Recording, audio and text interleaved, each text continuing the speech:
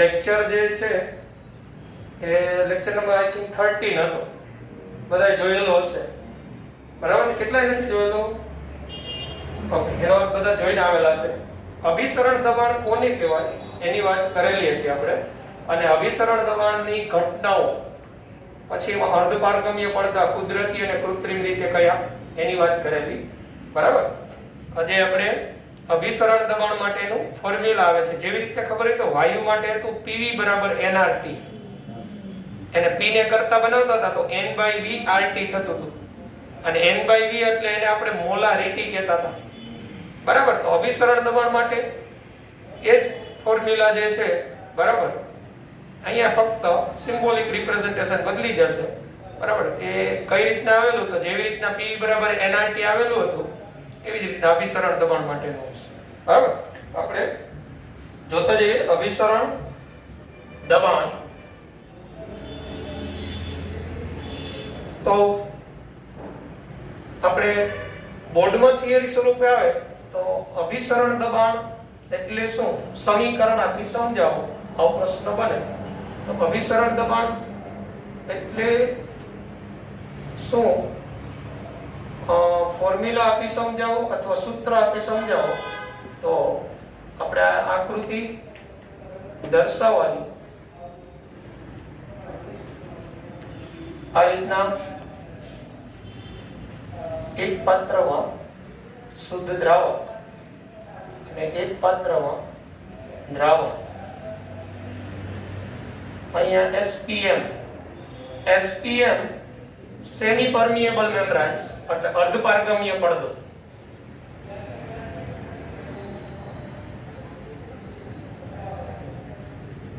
આ શુદ્ધ દ્રાવક એક પાત્રમાં ભરવામાં આવે,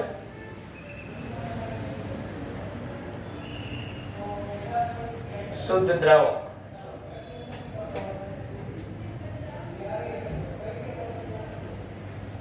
અને અહીંયા જે છે એ દ્રાવણ,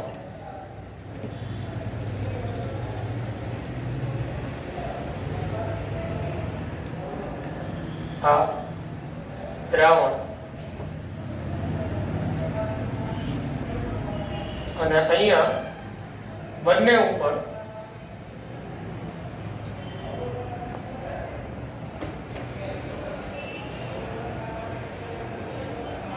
આ જે છે બેના લેવલ,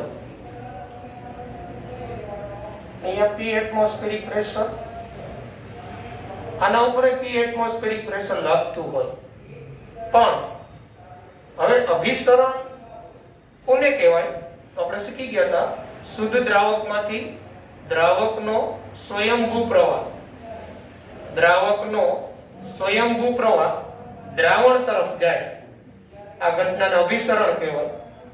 અને આ સ્વયંભૂ પ્રવાહ અટકાવવા માટે અહીંયા જે એક્સ્ટ્રા દબાણ આપવામાં આવે એ એનું અભિસરણ દબાણ કહેવાય. અથવા આ તમારું ઇનિશિયલ લેવલ હોય, અહીંયા આ તમારું ઇનિશિયલ લેવલ હોય આ બંને, અને દ્રાવકનો સ્વયંભૂ પ્રવાહ દ્રાવણ તરફ જાય ત્યારે અહીંયા ઇનિશિયલ લેવલ થી આ જેટલી ઊંચાઈ પર જાય એ ઊંચાઈ નોંધી લ્યો, અને એને અને h ઇન્ટુ એ દ્રાવણની ડેન્સિટી ઇન્ટુ ગુરુત્વ પ્રવેગ કરો તો એ જે મૂલ્ય છે એ અભિસરણ દબાણ જેટલું હોય, બંને રીતે કહી શકાય. એટલે અભિસરણ દબાણ જ્યારે તમે P એટમોસ્ફેરિક પ્લસ પાઈ આપો આ રીતના, તો ત્યારે આ બે લેવલ સરખા જ રાખવાના. એનું રીઝન શું, અહીંયા તમે શું છે, આ પ્રવાહને અટકાવી દીધો છે, તો P વાતાવરણ જેટલું દબાણ તો હતું જ, આનો સ્વયંભૂ પ્રવાહ આના તરફ જાય જ. જો અહીંયા લેવલ ઊંચું રાખો તો અહીંયા લેવલ નીચું જાય, તો અહીંથી જેટલી હાઈટ હોય એ નોંધી લ્યો, h ρg પરથી અભિસરણ દબાણ મળે. અને અથવા અહીંયા તમે બંને લેવલ સરખા રાખો તો અભિસરણ એટલે શું, દ્રાવકનો સ્વયંભૂ પ્રવાહ દ્રાવણ તરફ જાય, આ ઘટનાને અભિસરણ કહેવાય. અને એ પ્રવાહને અટકાવવા માટે જે અહીંયા દ્રાવણ ઉપર વધારાનું દબાણ જે લાગુ પાડવું પડે એને એનું અભિસરણ દબાણ, ઈ દબાણ કેટલું લાગુ પાડવું પડતું હોય તો ઈ પેલું આપણું h ρ g થાય ને એના જેટલું લાગુ પાડવું પડતું. બરાબર? એટલે અભિસરણ તો દ્રાવકનો સ્વયંભૂ પ્રવાહ, સ્પોન્ટેનિયસ દ્રાવકનો સ્વયંભૂ પ્રવાહ દ્રાવણ તરફ જાય અને અભિસરણ દબાણ ઓસ્મોટિક પ્રેશર, અંગ્રેજીમાં આપણે યાદ રાખીશું ઓસ્મોટિક પ્રેશર. તો અભિસરણ દબાણ એટલે દ્રાવકનો સ્વયંભૂ પ્રવાહ દ્રાવણ તરફ જતો અટકાવવા માટે દ્રાવણ પર જે વધારાનું દબાણ લાગુ પાડવામાં આવે તેને અભિસરણ દબાણ કહેવાય. અભિસરણ દબાણ અને એને સિમ્બોલિક રજૂઆત આ રીતે પાઈ વડે આપવામાં આવે. અભિસરણ દબાણને ઓસ્મોટિક પ્રેશર કહેવાય. બરાબર? અને આ અભિસરણ દબાણ છે એ દ્રાવ્ય કણોની સંખ્યા પર આધાર રાખે. અભિસરણ દબાણ સંખ્યાત્મક ગુણધર્મ છે. સંખ્યાત્મક ગુણધર્મ હોવાથી તે દ્રાવ્ય કણોની સંખ્યા પર આધાર રાખે. દ્રાવ્ય કણોની સંખ્યા પર આધાર રાખે. એટલે દ્રાવ્ય કણોની સંખ્યા જેમ વધે એમ અભિસરણનું પ્રમાણ વધે, અભિસરણ દબાણ વધે. એનો અર્થ એવો થાય જેમ સાંદ્રતા વધે એમ અભિસરણ દબાણ વધે. એટલે એવા એમસીક્યુમાં આપણે ધ્યાન રાખીશું કે અભિસરણ દબાણનો યોગ્ય ક્રમ નીચેના દ્રાવણો માટે આપો તો જોવાનું જેમાં સાંદ્રતા વધુ એનું અભિસરણ દબાણ વધુ, સાંદ્રતા વધુ અભિસરણ દબાણ વધુ. વિદ્યુત વિભાજ્ય, વિદ્યુત અવિભાજ્ય એ પણ ધ્યાન રાખવું પડે કારણ કે સંખ્યાત્મક ગુણધર્મ છે. વિદ્યુત અવિભાજ્ય માટે આપણે I કેટલો લઈએ? 1. Sucrose, glucose, fructose. જ્યારે વિદ્યુત વિભાજ્ય હોય તો એના માટે આપણે કણોની સંખ્યા ધ્યાનમાં લઈએ. KCl તો I2 લઈએ, NaCl I2 લઈએ, BaCl2 I3 લઈએ. તો આ બધા ધ્યાનમાં લેવા પડે. એટલે સંખ્યાત્મક ગુણધર્મ છે. બરાબર? જો દ્રાવણમાં જથ્થો સમાન હોય, સમાન સાંદ્રતા ધરાવતા દ્રાવણ હોય એ બધાના અભિસરણ દબાણ સમાન હોય. સમાન સાંદ્રતા વાળા દ્રાવણો હોય તો અભિસરણ દબાણ સમાન હોય. એટલે સાંદ્રતા સમાન હોય પ્લસ I પણ સમાન હોવો જોઈએ તો અભિસરણ દબાણ સરખું થાય. દ્રાવ્ય કણોની સંખ્યા પર આધાર રાખે અને જે તે અચળ તાપમાને અચળ તાપમાને પ્રાયોગિક રીતે મંદ દ્રાવણની સાંદ્રતાના સમપ્રમાણમાં અભિસરણ દબાણ હોય. અભિસરણ દબાણ હોય એટલે આ રીતના પાઈ ડાયરેક્ટલી પ્રોપોર્શનલ ટુ m અને આપણે ટેક્સ પછી આ રીતના ડાયરેક્ટ સૂત્ર આપણે પાઈ CRT જ્યાં C બરાબર સાંદ્રતા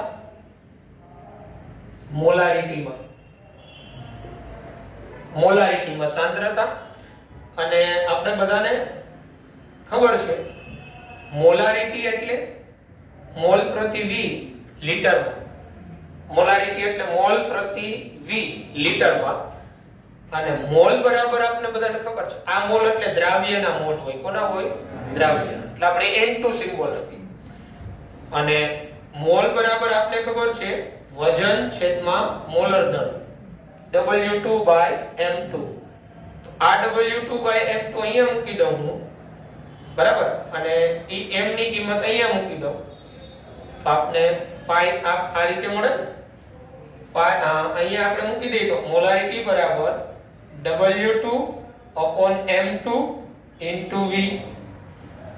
હવે આ મોલારિટી ની કિંમત આ સમીકરણમાં મૂકી દઈએ. આને દાખલા તરીકે આપણે સમીકરણ x y z તમે જે આપો હોય, બરાબર, આ m ની કિંમત 1 માં મૂકતા m ની કિંમત 1 માં મૂકતા આપને મળશે આ રીતના પાઈ W2/M2 W2/M2 into V અને અહીંયા શું આવશે RT. આ R એટલે આપણે જે વાયુ માટે વાયુ અચળાંક છે ને સમાન, આને આપણે અહીંયા S તરીકે પણ લેવાય. Solution constant. કોનો constant? Solution constant is identical to R. વાયુ અચળાંક જે R નું મૂલ્ય લઈએ ને એ જ અહીંયા.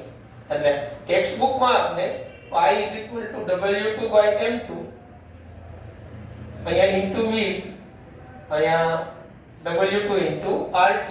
T તાપમાન, R વાયુ અચળાંક, W2 દ્રાવ્યનું વજન, M2 મોલર દળ અને V કદ લીટર.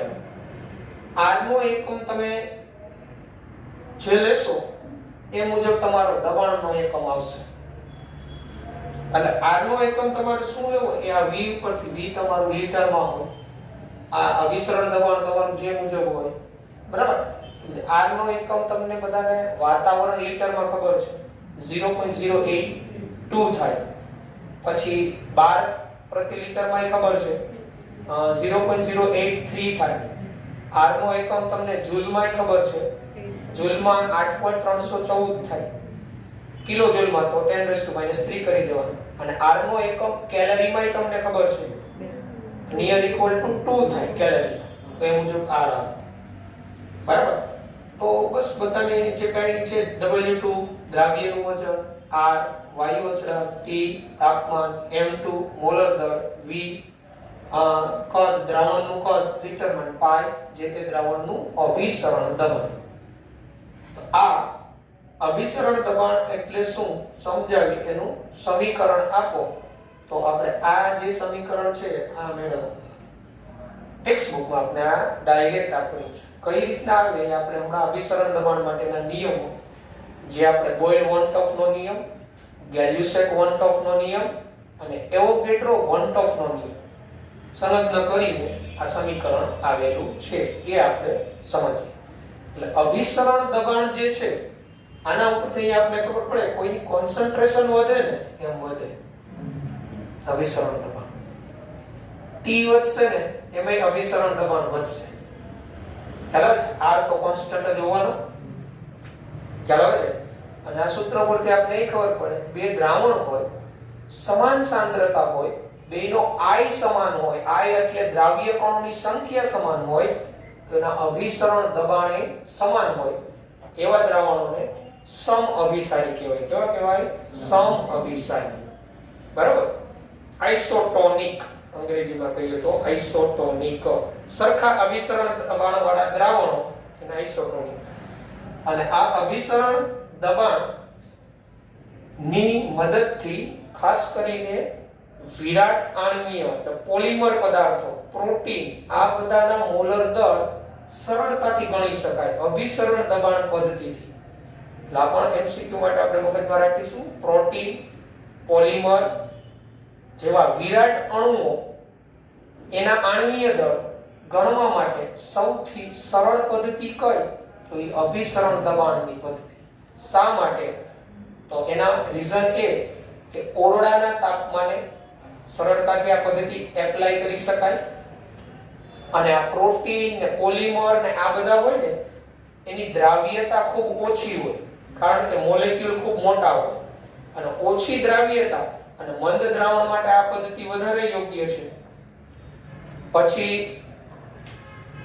આની અંદર સાંદ્રતાનો એકમ મોલારિટીનો ઉપયોગ થાય. જ્યારે અન્ય સંખ્યાત્મક ગુણધર્મ હતા ડેલ્ટા ટીબી, ઉત્કલન બિંદુ ઉન્નયન, ઠાર બિંદુ અવનયન, ત્યાં મોલાલિટીનો ઉપયોગ થતો હતો. શેનો ઉપયોગ થતો હતો? મોલાલિટી.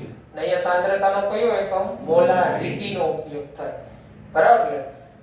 અને અભિસરણ દબાણ માપન પદ્ધતિ જે છે અને બીજું પેલા ઉત્કલન બિંદુ ઉન્નયન એ બધા તમને ખબર હોય તો આ પોલિમર, પ્રોટીન આ બધાના ઉત્કલન બિંદુ તો ખૂબ જ ઊંચા હોય. બરાબર? તો એના ઉત્કલન બિંદુ ખૂબ જ ઊંચા હોય તો પેલી ઉત્કલન ઉન્નયન, બરાબર, ઠાર બિંદુ અવનયન આવી બધી પદ્ધતિઓ જે છે એ ખૂબ મુશ્કેલ પડે એના માટે નોંધવા. કારણ કે એટલા ઊંચા ઉત્કલન બિંદુ લાવવા માટે તો ઘણી વખત જે પાત્ર હોય એની ક્ષમતા પણ ન હોય. એટલે ઊંચા ઉત્કલન બિંદુ આ બધાના હોય એટલે એના માટે ઉત્કલન બિંદુ ઉન્નયન પદ્ધતિ કે એ બધી યોગ્ય નથી. અને અભિસરણ દબાણ જે છે એ તમારું 12 એકમમાં અને 12 માંથી mm એકમમાં માપી શકાય. અને mm એકમ એટલે તમે એને સરળતાથી તમારી પૂર્ણાંક સંખ્યા કે એમાં લાવી શકો. અને આના ઊંચા ઉત્કલન બિંદુ હોય એટલે પછી ઉત્કલન બિંદુ ઉન્નયનના મૂલ્ય હોય ને અને ઠાર બિંદુ અવનયનના મૂલ્ય જે હકીકતે માપી શકાય એવા ન હોય, મેઝરેબલ. જ્યારે અભિસરણ દબાણ છે સરળતાથી માપી શકાય, કારણ કે mm એકમ મિલીમીટર ઓફ મર્ક્યુરીમાં તો એનું મૂલ્ય દાખલા તરીકે 10⁻³ બાર હોય, 10⁻³ બાર, તો એને તમે mm એકમમાં કહી શકો કેટલું મૂલ્ય થયું. મિલીમીટર ઓફ મર્ક્યુરીમાં માપી શકાય, કારણ કે 1 બાર એટલે એપ્રોક્સિમેટ 760 mm જેવું આપણે કહીએ છીએ.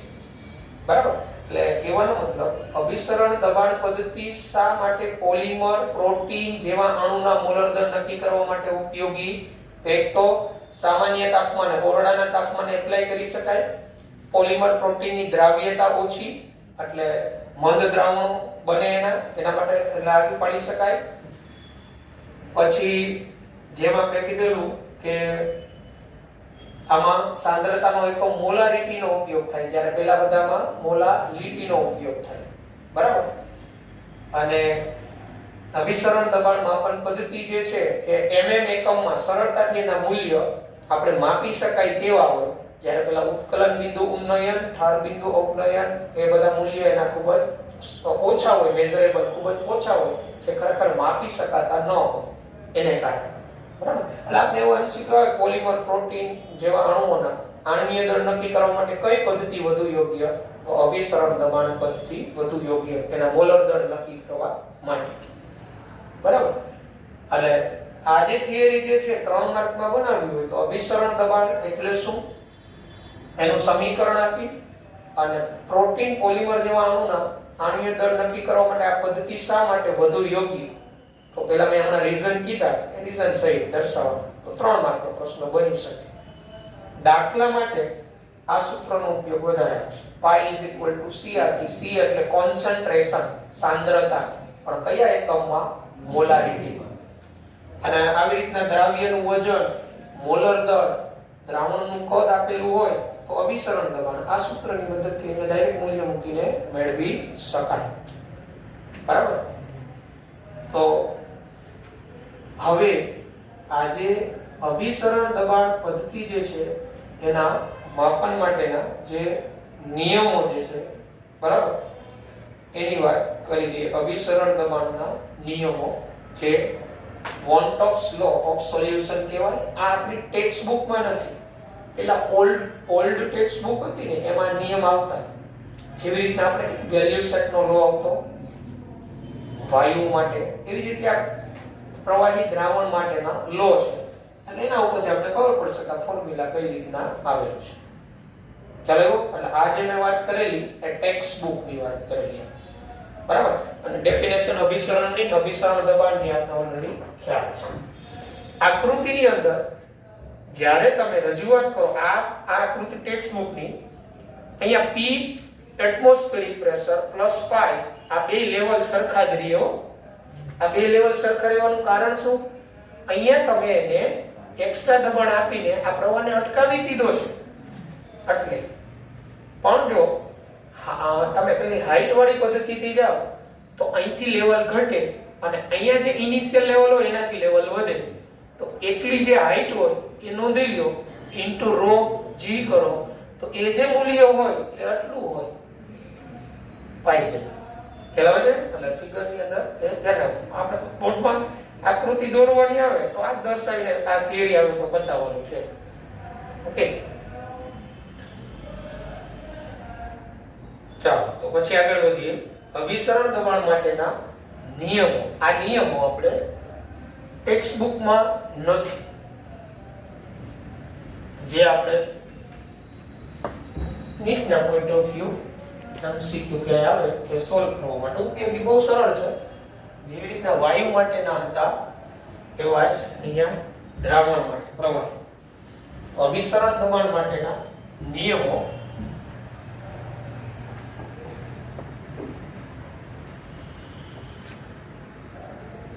અભિસરણ દબાણ માટેના નિયમો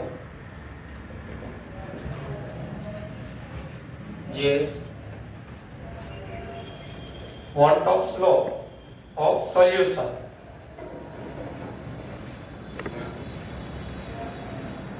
want of law of solution એટલે દ્રાવણ માટેના want of નો નિયમ. want of વૈજ્ઞાનિક છે, બરાબર? તો want of અને વેફર નહીં, ફીફર. want of અને ફીફર વૈજ્ઞાનિક મંદ દ્રાવણ અને વાયુ વચ્ચે સામ્યતા દર્શાવી. મંદ દ્રાવણ અને વાયુ વચ્ચે સામ્યતા દર્શાવેલી.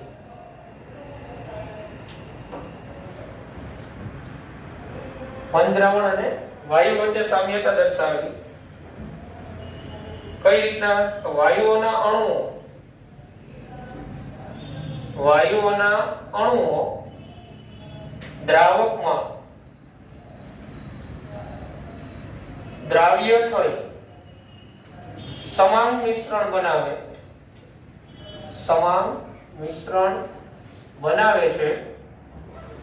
તેવી જ રીતે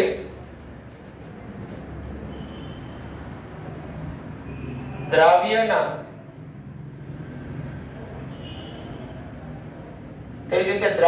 પણ દ્રાવકમાં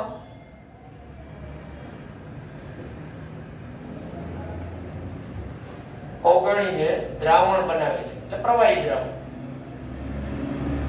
બરાબર? તો વાયુ દ્રાવણ જેમ બને એવી રીતના પ્રવાહી દ્રાવણ. બંને પ્રસરણનો ગુણધર્મ ધરાવે. ધરાવે. આપણે પ્રસરણ, પ્રવાહીમાં પ્રસરણ કોને કહેવાય એ સમજેલા આગળના લેક્ચરમાં. અભિસરણ અને પ્રસરણ વચ્ચેનો તફાવત આવ્યો હતો. અભિસરણ અને પ્રસરણ. પ્રસરણમાં વધુ સાંદ્રતાથી ઓછી સાંદ્રતા તરફ દ્રાવ્યના કણો જાય અને અભિસરણમાં શુદ્ધ દ્રાવકમાંથી દ્રાવકનો પ્રવાહ દ્રાવણ તરફ અથવા મંદ દ્રાવણથી સાંદ્ર દ્રાવણ તરફ દ્રાવકનો પ્રવાહ, બરાબર, વહન પામે. નંબર 3 આ પણ આપણે ખબર છે. વાયુ નો અણુ પાત્રની દિવાલ સાથે અથડાય ત્યારે દબાણ લગાડે છે.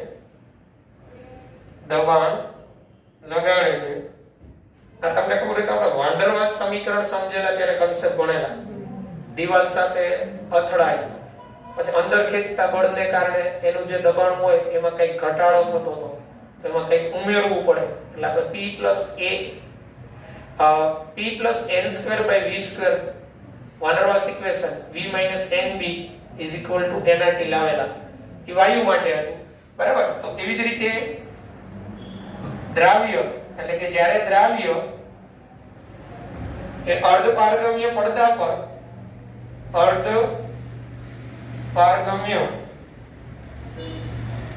પડદા પર અભિસરણ દબાણ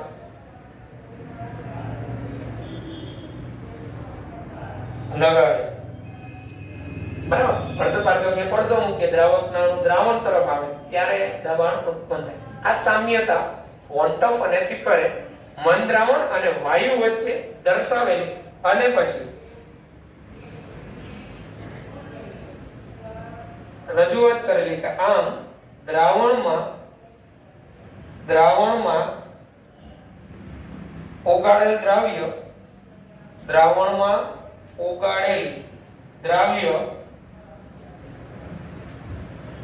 એ વાયુની જેમ જ વર્તે છે. દ્રાવણમાં ઓગાળેલું દ્રાવ્ય વાયુની જેમ જ વર્તે છે, માટે મંદ દ્રાવણનું અભિસરણ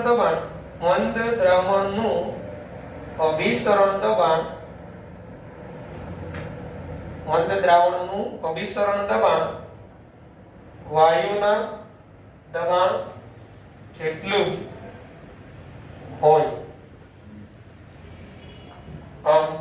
એના પરથી હવે આ બોઇલ વોન્ટ ઓફ નિયમ, ફર્સ્ટ બોઇલ વોન્ટ ઓફ નિયમ.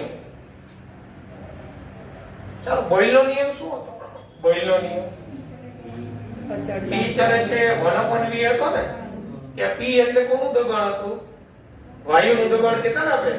તો અહીંયા બોઇલ એટલે વોન્ટ ઓફ નામના વૈજ્ઞાનિકે વાયુનો જે નિયમ છે, બરાબર, બોઇલ સાથે સંકળાયેલ સંયુક્ત નિયમ બોઇલ વોન્ટ ઓફ નિયમ તરીકે ઓળખાય. અને બોઇલ વોન્ટ ઓફ નિયમ અને P તમને ખબર હોય તો ડાયરેક્ટલી પ્રોપોર્શનલ ટુ કોન્સન્ટ્રેશન એ થાય, કારણ કે PV બરાબર nRT અને P બરાબર n/VRT અને n/V એટલે મોલારિટી, બરાબર.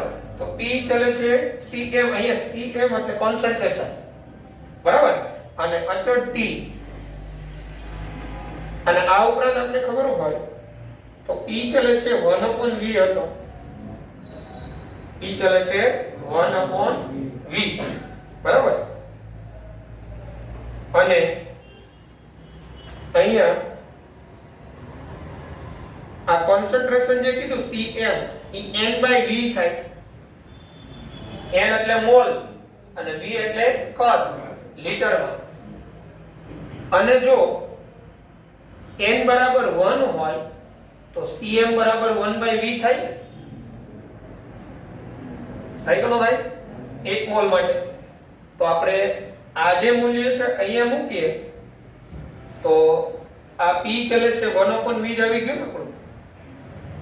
આ હું દ્રાવણ માટે કરેલું. આ જે મૂલ્ય છે અહીંયા મૂકી દઉં તો આ P ચલે છે 1/V જ આવે, 1 મોલ હોય તો. અને હવે ચલની નિશાની આપણે દૂર કરીએ, બરાબર.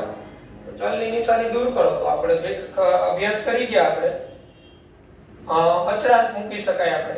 પણ એ આપણે અહીંયા કયું સૂત્ર સાબિત કરવું છે? પાઈ બરાબર CRT વાળું, બરાબર. પણ એ પાઈ બરાબર CRT એ ત્રણ નિયમનો સમન્વય કરીને આપણે સાબિત કરીશું. અહીંયા આપણે આ P ચલે છે 1/V આવ્યું તો અહીંયા આપણે PV બરાબર કોન્સ્ટન્ટ કહી શકીએ. PV is equal to constant. તો PV is equal to constant અહીંયા આપણે આ દ્રાવણ માટે છે તો અહીંયા આપણે એમ કહી શકીએ PV is equal to constant.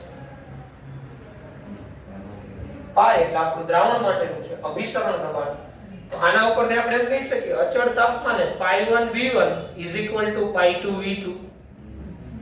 જે Pi1 એટલે દ્રાવણ 1 નું અભિસરણ દબાણ અને Pi2 એટલે દ્રાવણ 2 નું અભિસરણ દબાણ. એટલે એનો અર્થ એવો થયો કોઈ અચળ તાપમાને બે જુદા જુદા દ્રાવણ હોય એના અભિસરણ દબાણ આપેલા હોય, એના કદ આપેલા હોય તો આપણે એકનું કદ હોય તો બીજાનું મેળવી શકાય, એકનું અભિસરણ દબાણ હોય તો બીજાનું મેળવી શકાય, બરાબર. ઓકે, તો આ બોઇલ વોન્ટ ઓફ નો નિયમ ટૂંકમાં થયો. એટલે શું થયું? P ચલે છે C એટલે કોન્સન્ટ્રેશન, દબાણ છે એ સાંદ્રતાના સમપ્રમાણમાં, અને જો 1 મોલ અને સાંદ્રતા મોલારિટી એટલે n/v થાય, અને 1 મોલ હોય તો અહીંયા 1/v લઈ શકાય, અને બસ અહીંયા p ચલે છે 1/v. તો એ આપણે દ્રાવણ માટેની વાત થઈ, તો Ep એટલે આપણો શું થઈ ગયો, પાઈ થઈ ગયો, અભિસરણ દબાણ. આમ πv = constant. ઓકે, તો બોઇલ want of નો નિયમ. પછી ગેલ્યુસેક want of નો નિયમ. ગેલ્યુસેક want of નો નિયમ.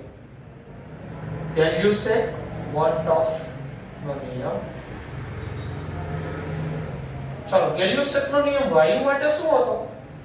વાયુ માટે ગેલ્યુસેક નો રૂલ્સ તો એ v તરીકે આપણે યાદ રાખ્યો તો વોલ્યુમ કોન્સ્ટન્ટ, બરાબર, અને p ચલે છે t હતો, p ચલે છે t, કોન્સ્ટન્ટ વોલ્યુમ. ત્યાં ગેલ્યુસેક want of નો નિયમ, તો p ચલે છે t, કોન્સ્ટન્ટ v, v અચળ. ત્યારે કે અહીંયા આપણે એમ કહી શકાય p/t = કોન્સ્ટન્ટ એટલે અચળાંક, એટલે તેથી આના ઉપર આપણે એમ કહી શકાય π/t = કોન્સ્ટન્ટ, અને π/t = કોન્સ્ટન્ટ તો π1/t1 = π2/t2. ગેલ્યુસેકનો રૂલ્સ હતો વાયુ માટેનો. તો ગેલ્યુસેક want of એટલે અભિસરણ દબાણના સંદર્ભમાં આવી જાય π/t = કોન્સ્ટન્ટ, એટલે અચળ તાપમાને જે તેનું અભિસરણ દબાણ અચળ હોય, કદ અચળ હોય ત્યારે, પણ જો તાપમાન વધારવામાં આવે તો અભિસરણ દબાણ વધે, તાપમાન વધે તો અભિસરણ દબાણ વધે. અને એવોગેડ્રોનો નિયમ શું હતો? એવોગેડ્રોનો નિયમ તો તમને ખબર હોય તો એવોગેડ્રોનો નિયમ v ચલે છે n હતો, સમાન તાપમાન અને દબાણે, બરાબર, v ચલે છે n, એટલે સમાન તાપમાન સમાન દબાણ હોય, વાયુનું કદ સરખું હોય તો એમાં અણુની સંખ્યા સરખી હોય. આ એવોગેડ્રોનો નિયમ હતો. તો અહીંયા આપણે એવોગેડ્રો want of ના નિયમ તરીકે ઓળખાશે. એવોગેડ્રો want of નો નિયમ દર્શાવવો નિયમ હતો એવોગેડ્રો want of.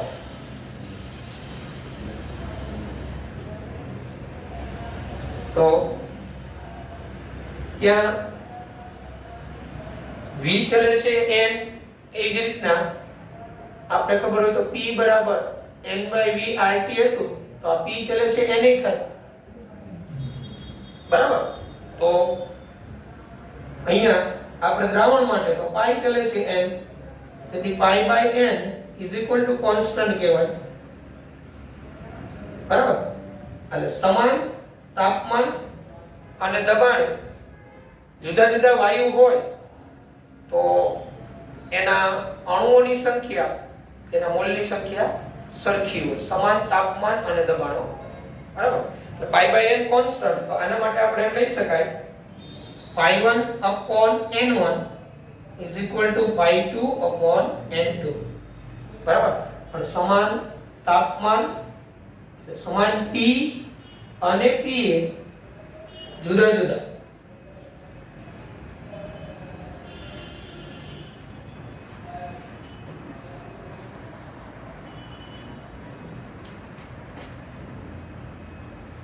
દ્રાવણોમાં P સરખા હોય એટલે કે પાઈ સરખા હોય. જેવી રીતના વાયુ માટે આપણે કહીએ સમાન T અને Pa, જુદા જુદા દ્રાવણો, જુદા જુદા વાયુના અણુની સંખ્યા સરખી હોય, દ્રાવણોમાં પાઈ સરખા હોય. એટલે આપણે જો બે દ્રાવણો હોય એના અભિસરણ દબાણ જાણતા હોય, બાકી બધી કન્ડિશન સરખી હોય, સમાન તાપમાન, બરાબર, તો એકના મોલ આપ્યા હોય તો બીજાના મોલ શોધી શકાય. π1/n1 = π2/n2 પરથી.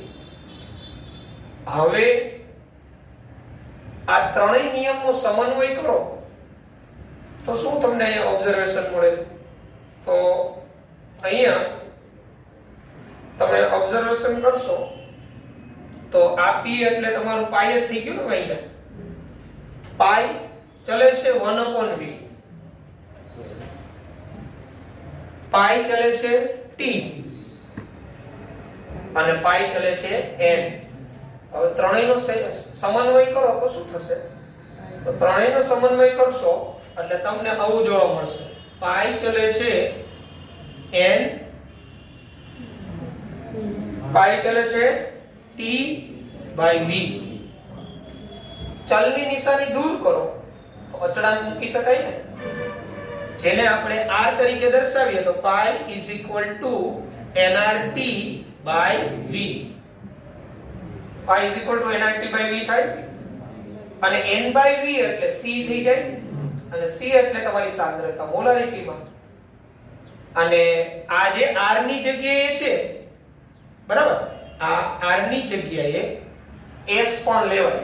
s એટલે સોલ્યુશન કોન્સ્ટન્ટ તરીકે ઓળખાય અને જે નું મૂલ્ય r ના મૂલ્ય જેટલું જ લેવામાં આવે. એટલે આપણે દ્રાવણ માટે વાત કરીએ તો પાઈ CST આવું થઈ જાય. C એટલે સાંદ્રતા મોલારિટીમાં, S એટલે solution constant identical to R, R જેટલું જ મૂલ્ય, અને T એટલે ટેમ્પરેચર. આપણે હમણાં આગળની થિયરી જોઈ હતી ને, પાઈ CIT અભિસરણ દબાણ નું ટેક્સ્ટ બુક નું સૂત્ર આપણે જોયું તો ડાયરેક્ટ પાઈ ચલે છે એમ આપીને આપેલું હતું કે આવે આ રીતના આવે. ખ્યાલ આવે છે? એટલે આ અભિસરણ દબાણ માટેના નિયમો જે વોન્ટોફ અને ફિફરે મન દ્રાવણને વાયુ સાથે સરખામણી, વાયુના દ્રાવણ સાથે સરખામણી કરી અને આ રૂલ્સ આપેલા છે. તો બહુ સરળ છે. તમને વાયુ માટેનો બોયલનો નિયમ, ગેલ્યુસેકનો નિયમ અને એવોગેડ્રોનો નિયમ આવડે તો દ્રાવણની અંદર એના માટેનો આ રૂલ્સ તમને આવડે દબાણ માટે. ખ્યાલ આવે છે? જાગો છો? જાગતા રહેવાનું. તો બસ લખવાનું તો આપણે ઘરે જ મળી જાય છે, ઘરેથી આપણે લખી લેશું બરાબર. અને ફોર્મ્યુલા યાદ રાખીશું. આને રિલેટેડ એક્ઝામ્પલો આવે કે તો કમ્પેરેટિવલી તમે મેળવી શકો. એકના અભિસરણ દબાણ આપ્યા હોય, મોલ આપ્યા હોય, બીજાનું અભિસરણ દબાણ તો મોલ મેળવી શકે કેટલા હોય, કન્ડિશન તાપમાન દબાણ સરખા હોય ત્યાં બરાબર. ઓકે, અભિસરણ દબાણ માટેના નિયમો અને એકમ તો તમને ખબર છે. હવે આ જે વોન્ટોફ સમીકરણ આપણે જે મેળવ્યા ને, મર્યાદા શું છે આ બધાની ખબર? અબાષ્પશીલ દ્રાવ્ય માટે જ લાગુ પાડી શકાય. દ્રાવણમાં કેવું હોવું જોઈએ? અબાષ્પશીલ, એના માટે લાગુ પાડી શકાય.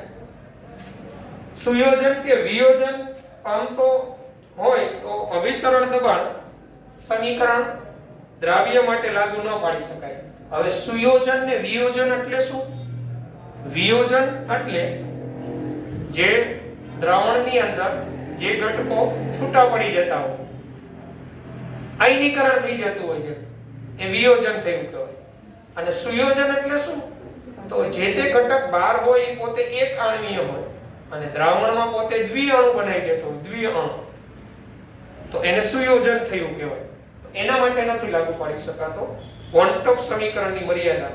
અને અતિ મંદ દ્રાવણ અને ખૂબ ઊંચા તાપમાને આ સમીકરણ વેલિડ નથી. અતિ મંદ દ્રાવણ માટે વેલિડ નથી. અતિ મંદ દ્રાવણ એટલે એમ માનો પાણી જોઈ ડાયરેક્ટ. અતિ મંદ દ્રાવણ, મંદ દ્રાવણ માટે લાગુ પણ અતિ મંદ દ્રાવણ માટે નહીં. અને ખૂબ ઊંચા તાપમાને આ એકદમ પરફેક્ટલી વેલિડ નથી આ સમીકરણની મર્યાદા છે. એટલે આપણે જો દાખલો આપ્યો હોય કમ્પેરેટિવલી, એ દાખલામાં તો આપણા જે ફોર્મ્યુલા લાગુ પડતા હોય તો ખબર પડી જાય કે કમ્પેરેટિવલી છે. તો દાખલો આપ્યો હોય તો ત્યાં તો આપણે લાગુ પડતો હોય તો લાગુ પડવાનું. પણ એમસીક્યુ સ્વરૂપે ક્યાંય પૂછેલું હોય ફોલ્સ એન્ડ ટ્રુ, તો ત્યાં આપણે મગજમાં રાખી શકીએ કે અબાષ્પશીલ દ્રાવ્ય કણો હોય એના માટે જ લાગુ પડે. અતિ મંદ દ્રાવણ કે ખૂબ ઊંચા તાપમાને એ પરફેક્ટલી વેલિડ નથી. અને જેનું સુયોજન કે વિયોજન થતું હોય બરાબર, તો એના માટે અભિસરણ દબાણનું આ જે સમીકરણ આપણે આવેલું છે એ લાગુ પાડી શકાતું નથી બરાબર. તો આ અભિસરણ દબાણ માટેના નિયમો અને એની આપણે મર્યાદા કીધી બરાબર. ઓકે, ચાલો તો પછી આગળ વધીએ. પ્રતિ અભિસરણ આવે છે. તમારી બધા પાસે ટેક્સ્ટ બુક છે, એમાં પ્રતિ અભિસરણ થિયરી વાંચો છે. એમાં શું નથી ખબર પડતી એ મને પૂછો. બહુ સરળ છે. Page number બોલજી. 57 58 જો તો 58 એનો પૂરું થયું. ઓકે 57 ઉપર આપેલું છે જો પ્રતિ અભિસરણ. વાતો થિયરી ખૂબ સરળ. ગયા લેક્ચરમાં મેં થોડી વાત કરેલી હતી.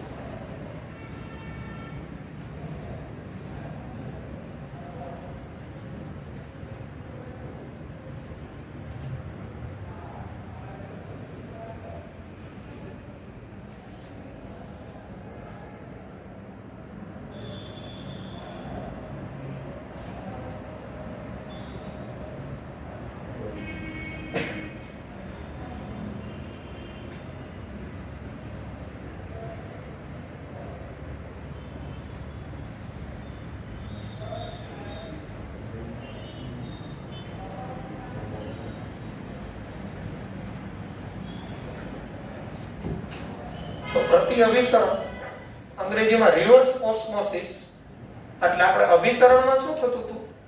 શુદ્ધ દ્રાવકના અણુઓ અર્ધપારગમ્ય પડદા મારફતે એ દ્રાવણ તરફ આવતા હતા. અભિસરણ અને એ જે અભિસરણ એને અટકાવતા હતા ત્યારે જે દબાણ એને અભિસરણ દબાણ કહેતા હતા. પણ હવે અહીંયા આપણે દ્રાવણ ઉપર એ અભિસરણ દબાણ કરતા વધુ દબાણ આપવામાં આવે અને પ્રેશર એપ્લાઈડ ગ્રેટર ધેન પાઈ એટલે અભિસરણ દબાણ કરતા વધુ દબાણ આપવામાં આવે તો આ જે દ્રાવણ હોય જેમ કે આ દરિયાનું પાણી છે, દરિયાના આ પાણીમાંથી શુદ્ધ દ્રાવક આપણું જે પાણી હોય એ અભિસરણથી વિરુદ્ધ દિશામાં જાય એટલે આને રિવર્સ અભિસરણ રિવર્સ ઓસ્મોસિસ પ્રતિ અભિસરણ કહેવાય. અને આ જે શુદ્ધ પાણી મળે એ શુદ્ધ પાણી પછી તમે પીવાના પર્પસ થ્રુ ઉપયોગ કરી શકો. પણ અહીંયા સારી કક્ષાનો સેમી પરમિએબલ મેમ્બ્રેન જોઈએ કારણ કે એના ઉપર વધુ દબાણ લાગે એટલે એના માટે સેલ્યુલોઝ એસિટેટનો બરાબર અર્ધપારગમ્ય પડદાનો તમે ઉપયોગ કરી શકો. અને દબાણ છે આ રિવર્સ ઓસ્મોસિસ માટે ખૂબ જ વધુ અહીંયા લગાડવું પડે ત્યારે તમારું અહીંયા શુદ્ધ સ્વરૂપે પાણી મળે. ટૂંકમાં અભિસરણથી વિરુદ્ધ ઘટના એટલે પ્રતિ અભિસરણ. ખ્યાલ આવે છે? આકૃતિ કઈ ગોખવી પડે એવી છે ને, એક બાજુ દરિયાનું પાણી ભરી દઉં, એક બાજુ તાજું શુદ્ધ દર્શાવી દઉં. ક્લિયર વાંચેલી હશે તમને ખ્યાલ આવી ગયો. રિવર્સ ઓસ્મોસિસ આપણી ઘરે જે આરઓ સિસ્ટમ છે એ આ સિદ્ધાંત પર કાર્ય કરે. બરાબર? તો આ રિવર્સ ઓસ્મોસિસ અને પછી ડેફિનેશનો આપણે સમજી લઈએ. આઇસોટોનિક એટલે કે સમઅભિસારી, હાઇપરટોનિક અતિ અભિસારી અને હાઇપોટોનિક અલ્પ અભિસારી. સમજીએ એટલે જો થિયરી કઈ કઈ બની, એક અભિસરણ દબાણ સમજાવો અને અભિસરણ દબાણ મેળવવાનું સમીકરણ આપો, અને પ્રોટીન કે પોલિમર જેવા અણુ માટે અભિસરણ દબાણ પદ્ધતિ શા માટે ઉપયોગી, મોલર દર ગણવા માટે. એક આ પ્રતિ અભિસરણ સમજાવો થિયરી સ્વરૂપે 2 માર્કની બની શકે. અને બાકી પેલા બધા પ્રશ્નો બને અભિસરણની ઘટનાઓ સમજાવો જુદી જુદી. જે અભિસરણની ઘટનાઓ આપણે ગયા લેક્ચરમાં વાત કરેલી હતી, તમારા ટેક્સ્ટ બુકમાં બધા મુદ્દાઓ આપેલા છે અભિસરણની ઘટનાઓ. અને બાકી આ બધી ડેફિનેશનો બને એમાંની સમઅભિસારી દ્રાવણ, બરાબર, જેને અંગ્રેજીમાં આઇસોટોનિક સોલ્યુશન. સમઅભિસારી દ્રાવણ કોને કહેવાય? તો જે દ્રાવણોના અભિસરણ દબાણ સમાન હોય એ સમઅભિસારી કહેવાય. જે દ્રાવણોના અભિસરણ દબાણ સમાન હોય, અભિસરણ દબાણ સમાન, જે દ્રાવણોના અભિસરણ દબાણ સમાન હોય તેને સમઅભિસારી કહેવાય. તો તમે એક પાત્ર લ્યો, વચ્ચે અર્ધપારગમ્ય પડદો મૂકી દો અને બંને બાજુ સમઅભિસારી દ્રાવણો ભરો, તો દ્રાવકનો પ્રવાહ કઈ બાજુ આગળ વધશે? કોઈ બાજુ આગળ નહીં વધે, કારણ કે બેના અભિસરણ દબાણ કેવા છે? સમાન. સમઅભિસારી દ્રાવણોમાં દ્રાવકનો પ્રવાહ કોઈ તરફ આગળ ન વધે. ઓકે. પછી અતિ અભિસારી દ્રાવણ. અતિ, અને અહીંયા આપણે સમઅભિસારીમાં ઉદાહરણ આપવું હોય ને તો 0.9% weight by weight NaCl નું દ્રાવણ આપણો જે રક્તકણો હોય, રક્તકણો આપણા કોષ હોય ને, રક્તકોષો, એ રક્તકોષ પ્રવાહી સાથે સમઅભિસારી હોય.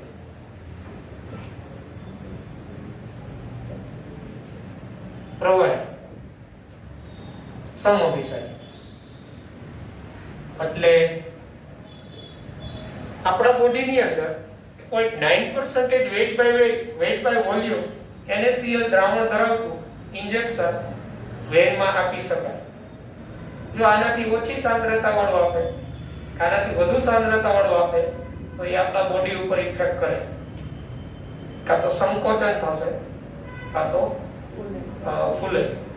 એટલે 0.9% weight by volume NaCl નું દ્રાવણ આપણા શરીરમાં રક્તકણો એટલે રક્તકોષ પ્રવાહી સાથે સમઅભિસારી હોય, તેના અભિસરણ દબાણ સમાન. હવે અતિ અભિસારી જેને હાઇપરટોનિક કહેવાય, હાઇપરટોનિક સોલ્યુશન. તો હાઇપરટોનિક સોલ્યુશન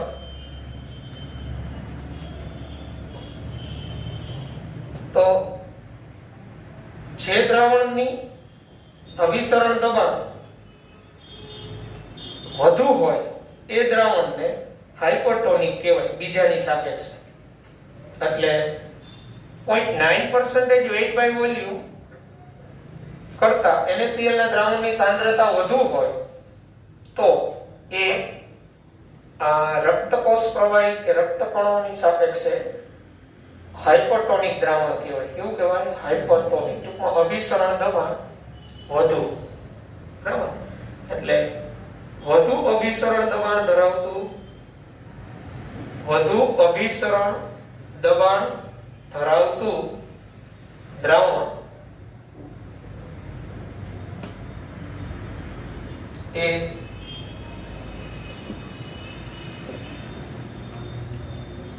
ઓછા અભિસરણ દબાણ ધરાવતા દ્રાવણની સરખામણીએ અતિ અભિસારી કહેવાય. અતિ અભિસારી કહેવાય એટલે હાઇપરટોનિક કહેવાય. એટલે 0.9% weight by volume કરતા વધુ સાંદ્રતા ધરાવતું NaCl નું દ્રાવણ એ રક્તકોષ પ્રવાહીની સાપેક્ષે કે રક્તકણોની સાપેક્ષે? રક્તકોષ પ્રવાહીની સાપેક્ષે હાઇપરટોનિક કહેવાય, અતિ અભિસારી કહેવાય. બરાબર. અને તો ચાલો હવે મને કહો તો આ 0.9% weight by volume કરતા વધુ સાંદ્રતા ધરાવતું NaCl નું દ્રાવણ હોય એમાં રક્તકોષોને મૂકવામાં આવે તો શું ઓબ્ઝર્વેશન થશે? એનું સંકોચન થશે કે ફૂલાઈ જશે? એનું સંકોચન થાય. એનું રીઝન શું? તો સાંદ્રતા વધુ છે એટલે કોષ પ્રવાહીમાંથી શુદ્ધ દ્રાવણ એટલે પાણી છે એનું અભિસરણ બહાર તરફ થશે એટલે સંકોચન થાય. એટલે આ એમસીક્યુ અગત્યના કે 0.9% weight by volume સાંદ્રતા ધરાવતા NaCl ના દ્રાવણમાં રક્તકોષો બરાબર કે રક્તકણો નું શું થશે? ઓપ્શન ની અંદર કન્સેપ્ટ યાદ રાખો. સાંદ્રતા ક્યાં વધી? બરાબર. તો સાંદ્રતા વધી NaCl તો રક્તકોષમાંથી દ્રાવકનો પ્રવાહ NaCl ના દ્રાવણ તરફ આવે એટલે સંકોચન થાય. બરાબર. અને હાઇપોટોનિક દ્રાવણ એટલે અલ્પ અભિસારી હાઇપોટોનિક. તો હાઇપોટોનિક એટલે ઓછી સાંદ્રતા ધરાવતું દ્રાવણ, ઓછી સાંદ્રતા અથવા ઓછું અભિસરણ દબાણ ધરાવતું દ્રાવણ એ ઊંચા અભિસરણ દબાણ ધરાવતા દ્રાવણની સાપેક્ષે અલ્પ અભિસારી કહેવાય, હાઇપોટોનિક કહેવાય. એટલે 0.9% weight by volume સાંદ્રતા કરતા ઓછી સાંદ્રતા ધરાવતું NaCl નું દ્રાવણ એ રક્તકોષ પ્રવાહી કે રક્તકણોની સાપેક્ષે અલ્પ અભિસારી કહેવાય.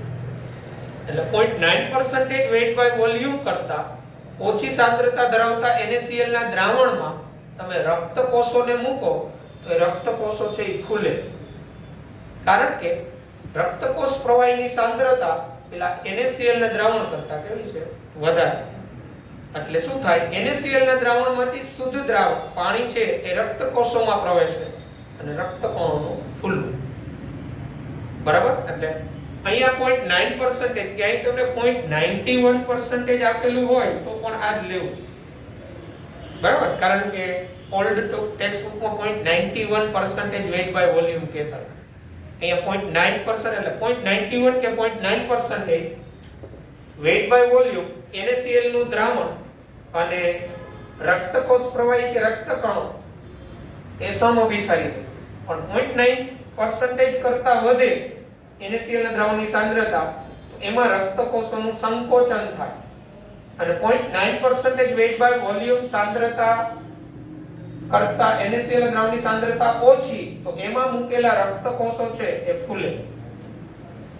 ચાલે એવું?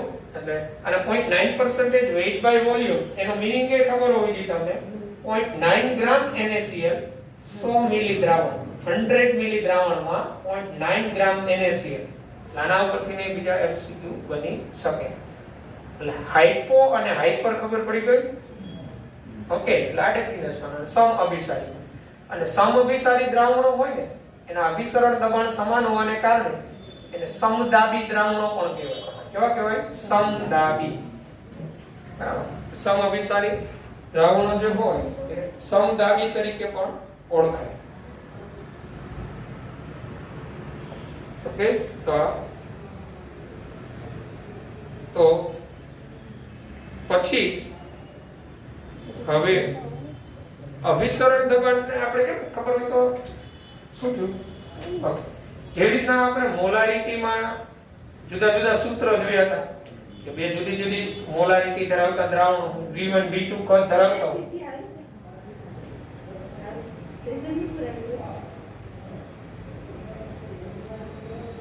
તો મિશ્રણની મોલારિટી શું થાય? એમ મિશ્રણનું અભિસરણ દબાણ પણ પૂછે. તમને જુદા જુદા અભિસરણ દબાણ ધરાવતા જુદા જુદા કદ ધરાવતા દ્રાવણો હોય અથવા એક જ દ્રાવ્ય ઘટક ધરાવતા એના જુદા જુદા દ્રાવણ હોય, એના બેના અભિસરણ દબાણ જુદા હોય, એના બેના કદ જુદા હોય, બેને મિશ્ર કરો તો મિશ્રણનું અભિસરણ દબાણ શું થાય? તો આવા ફોર્મ્યુલા આવે છે. આપણે ફોર્મ્યુલા ટેક્સ્ટ બુક નું કયું જોયું? પાઈ CRT. એ સિવાય મિશ્રણ થતા હોય તો જે આપણે MCQ માટે ઉપયોગી તો એવા જુદા જુદા ફોર્મ્યુલા છે જે આપણે મોલારિટી, નોર્માલિટી કન્સેપ્ટ ભણેલા 11મા ધોરણમાં, ત્યારે મિશ્રણની મોલારિટી, તો એ રીતે મિશ્રણનું અભિસરણ દબાણ શું થાય એવા ગણવા માટે એ ફોર્મ્યુલાની આપણે વાત કરી દીધી. ટેક્સ્ટ બુક કન્ટેન્ટ છે અભિસરણ દબાણ માટેનો એ અહીંયા પૂર્ણ થઈ. ટેક્સ્ટ બુક ની અંદર કેટલું આપણે આપેલું છે? તો ટેક્સ્ટ બુક ની અંદર આપણે બધા ઘટનાઓ આપેલી છે. અભિસરણની ઘટનાઓ, અભિસરણ દબાણનું સમજૂતી અને ફોર્મ્યુલા, મોલર દર ગણવા માટે, પોલિમરના પ્રોટીનના મોલર દર ગણવા માટે અભિસરણ દબાણ પદ્ધતિ શા માટે વધુ યોગ્ય, આ બધી ડેફિનેશનો, સમઅભિસારી, અતિ અભિસારી, અલ્પ અભિસારી અને પ્રતિ અભિસરણ, રિવર્સ ઓસ્મોસિસ કોને કહેવાય એ કન્સેપ્ટ. પેલા બોઇલ વન ટોપ, ગેલ્યુસેક વન ટોપ બોર્ડમાં ક્યાંય કરવાના નથી. એ આપણે નીટના પોઈન્ટ ઓફ વ્યૂ બુકમાં MCQ સોલ્વ કરતા ના આવે તેના માટે. ખ્યાલ આવ્યો? તો અહીંયા સુધી જ રાખીએ, પછીના જ લેક્ચરમાં આગળ વધીશું. આઈ થિંક લેક્ચર કમ્પ્લીટ થઈ ગયો રાકેશ સર આવે. ઓકે, હવે અહીંયા સુધી જ રાખીએ. પછીના લેક્ચરમાં હવે આપણે ફોર્મ્યુલા જે આના દાખલાની વાત કરીશું, અભિસરણ દબાણ કન્સેપ્ટ. ઓકે.